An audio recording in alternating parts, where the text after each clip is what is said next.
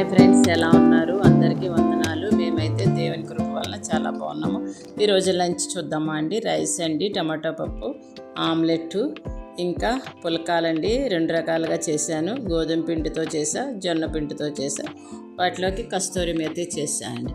చిన్న మాట, పట్టపగలగు వరకు వేకువ వెలుగు తేజరిల్లునట్లు నీతిమంతుల మార్గము అంతకంతకు తేజరిల్లును. చూడండి, ఉదయపు వెలుగు మొదట చిన్నదిగా కనిపించిన క్రమంగా మరింత ప్రకాశించి సంపూర్ణ దినం అవుతుంది. అలానే నీతిమంతుల మార్గం ఉదయపు వెలుగు వలె ఉంటుంది. అంటే ప్రారంభంలో కష్టాలు, అడ్డంకులు ఎదురైనా దేవునిపై విశ్వాసంతో ముందుకు సాగితే వారి జీవితం క్రమంగా ఆశతో, జ్ఞానంతో, విజయంతో నిండిపోతుంది.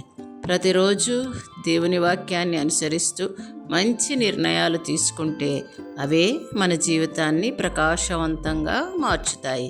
చీకటి మార్గం తాత్కాలిక సుఖాన్ని ఇస్తే నీతి మార్గము శాశ్వత ఆనందాన్ని ఇస్తుంది. కాబట్టి నిరుత్సాహపడకుండా దేవుని వెలుగులో నడవాలి.